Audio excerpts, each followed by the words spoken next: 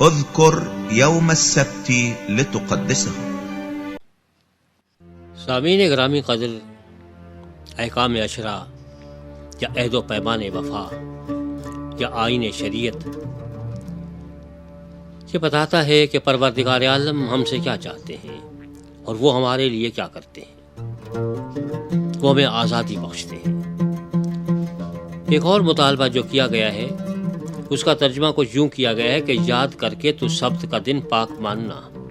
6 دن تک تو محنت کرنا، اپنا سارا کام کاج کرنا، لیکن 7واں دن خداوند تیرے خدا کا سبت ہے، اس میں نہ تو کوئی کام کرے، نہ تیرا بیٹا، نہ تیری بیٹی، نہ تیرا غلام، نہ تیری لونڈی، نہ تیرا چوپایا، نہ کوئی مسافر جو تیرے ہاں تیرے پھاٹکوں کے اندر ہو۔ ہمارے معاشرے میں 2 قسم کی افراط و تفریط پائی جاتی ہے، 2 ایکسٹریمز ہیں۔ ایک ایکسٹریم یہ ہے کہ آپ خدا کی عبادت میں اتنے لگ جائیں 24 گھنٹے لگے رہیں کہ اس کے بعد آپ انسانوں کے حقوق ہی پامال کرتے رہیں۔ آپ کو اس بات کا احساس نہ ہو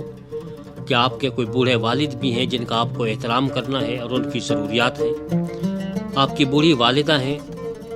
جنہیں آپ کی محبت اور پیار چاہیے، آپ کے بھائی بہن ہیں، ایک معاشرہ ہے جس میں آپ رہتے ہیں، جس میں آپ کھاتے ہیں، کھائے چلے جا رہے ہیں لیکن اس کے لیے کوئی کام نہیں کرتے۔ بس میں تو خدا سے لو لگا کے بیٹھ گیا ہوں، تارک الدنیا ہو کے بیٹھ جائیں، رہبانیت اختیار کر لیں، کسی خانقاہ میں ایک کونا پکڑ لیں اور کہیں کہ بس اب میں تو خدا نے وعدہ کیا ہے کہ وہ خود دے گا، لہذا اس کو دینا ہی لازمی ہے۔ اب سوال ہی پیدا نہیں ہوتا کہ میں کوئی کام کروں، میں تو خدا کا نام لیے چلا جاؤں گا۔ جیسے ایک حکایت ہے کہ ایک صاحب گئے جنگل میں، انہوں نے سن رکھا تھا کہ خدا ہر ایک کو رزق دیتا ہے، تو انہوں نے دیکھا کہ صاحب ایک لومڑی ہے، اس کی ٹانگیں ٹوٹی ہوئی ہیں، انہوں نے کہا کہ یہ تو ماری گئی، اگر خدا نہ خواستہ ادھر سے شیر آیا تو اسے زندہ نہیں چھوڑے گا۔ چھپ کے بیٹھ گئے ایک پیڑ پہ، دیکھا کہ شیر آ گیا، ان کا لو بھیا اب تو گئی لومڑی، لیکن معلوم ہوا کہ شیر شکار کر کے لایا تھا، اس نے لومڑی کے آگے وہ رکھ دیا اور چلا گیا۔ انہوں نے کہا کہ لو یہ تو بہت اچھی بات ہے، خدا جو اس لولی لنگڑی لومڑی کو بھی یہاں پہ رزق دے رہا ہے تو میں تو انسان ہوں، اشرف المخلوقات ہوں، مجھے کیوں نہیں دے گا۔ پیڑ پہ بیٹھے رہے، معلوم ہوا کہ دوسرا دن ہوا، شیر پھر شکار کر کے لایا، اس نے خود کھایا، باقی لومڑی کو دے دیا۔ تیسرے دن بھی یہی ہوا، لیکن ان صاحب کے پاس ایک نوالا تک نہیں آیا۔ بھوک سے چکر آنے لگے، بڑے پریشان تھے اور آخر پروردگار سے شکایت کی اور کہا کہ مولا میں اس لولی لنگڑی لومڑی سے بھی گیا گزرا ہوں کہ اس کو تو شیر لا کے شکار کھلا رہا ہے اور میں بیٹھا ہوں، مجھے کچھ بھی نہیں مل رہا، ایک نوالا تک نہیں ملا۔ تو آواز آئی، میاں تم لولی لنگڑی لومڑی کیوں بنتے ہو، شیر کیوں نہیں بنتے جو خود بھی کھائے اور دوسروں کو بھی کھلائے۔ تو کچھ لوگ یہ سمجھ لیتے ہیں کہ اب روحانیت کا تقاضا یہ ہے کہ ہم خدا کا نام لیے چلے جائیں،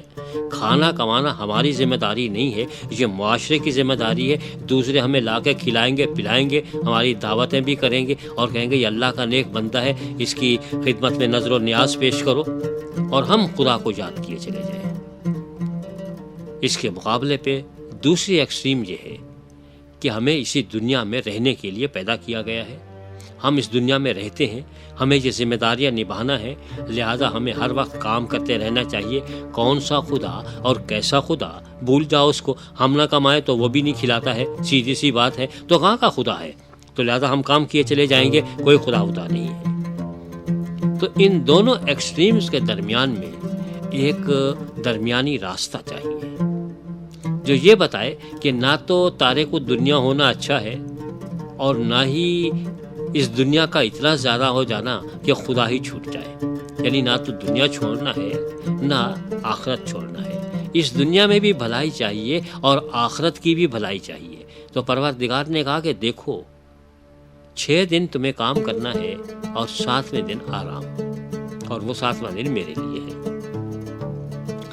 کچھ لوگوں نے یہ سمجھ لیا ہے کہ چونکہ پروردگار نے آرام کے لیے کہا ہے تو اب 6 دن کام بھی نہیں کرنا ہے۔ یہ وہ پہلی ایکسٹریم ہے کہ آرام سے بیٹھے رہو،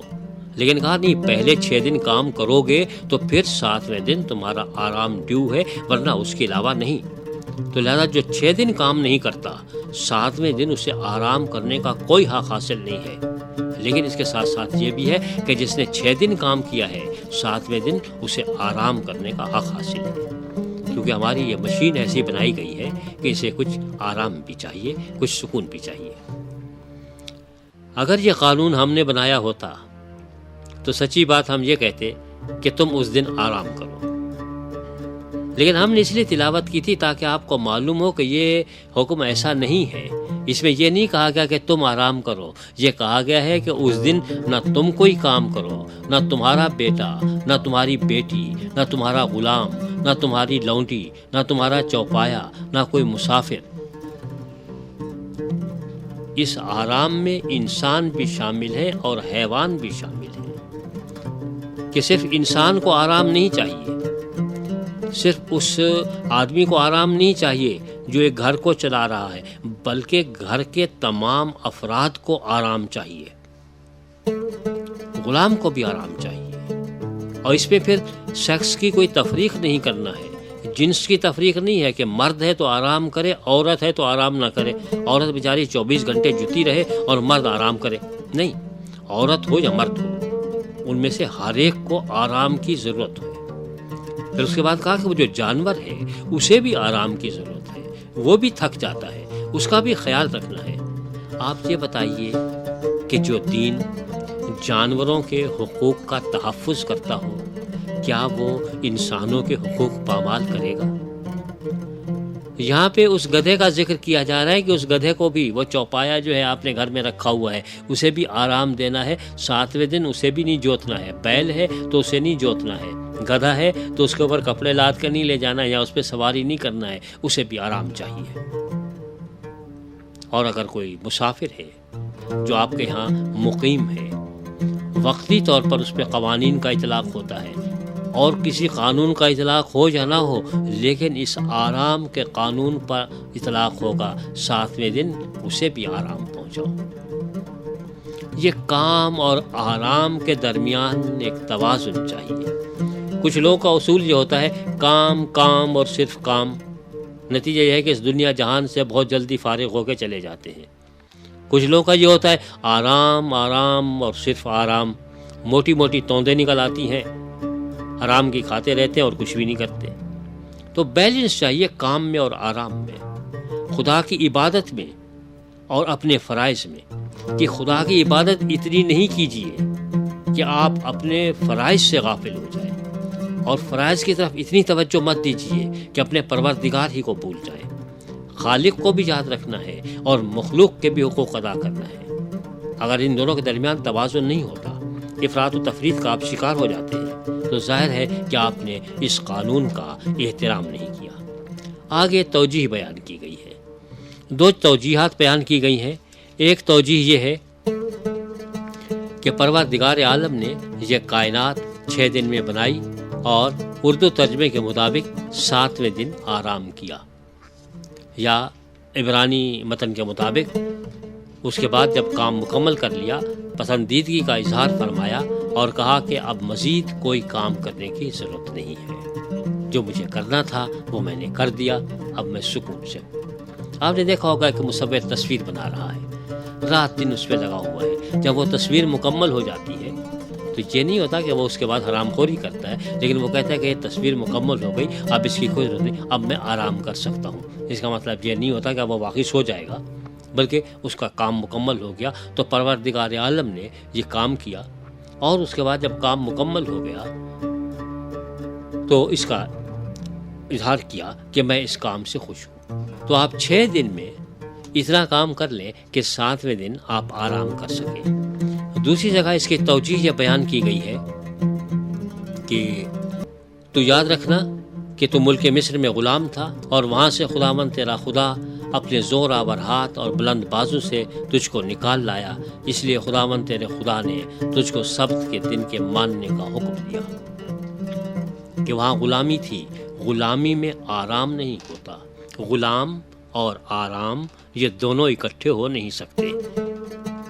اور چونکہ اب اس سے آزادی مل گئی ہے تو تمہیں آرام بھی چاہیے۔ کاش ہم کبھی اس بات پر غور کرتے کہ خدا کی عبادت اتنی نہیں کرنا کہ پیر سوج جائیں، دماغ معاف ہو جائے،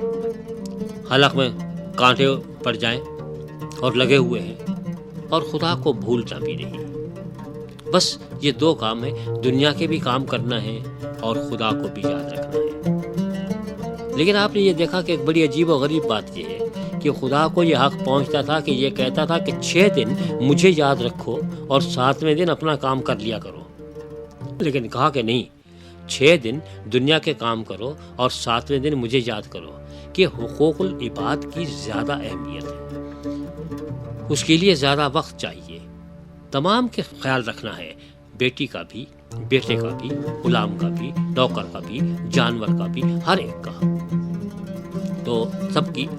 حقوق ادا کرنا ہے، اس لیے آپ کو یہ کرنا ہے۔ تو آپ جب خدا کی یاد کرتے ہیں تو آپ یہ دیکھیے کہ آپ کو پہلے آپ نے کام کر لیا، اگر اپنی دنیاوی ذمہ داری سے آپ فارغ نہیں ہوئے ہیں تو پھر عبادت کا کوئی مفہوم نہیں ہے۔ عبادت اسی وقت ہے جب پہلے آپ نے کوئی کام کر لیا، آپ نے اپنے فرائض ادا کر لیے۔ آپ اس کے درمیان توازن قائم کیجئے تو آپ کی زندگی متوازن ہوگی اور معاشرہ صحیح پھلے گا پھولے گا۔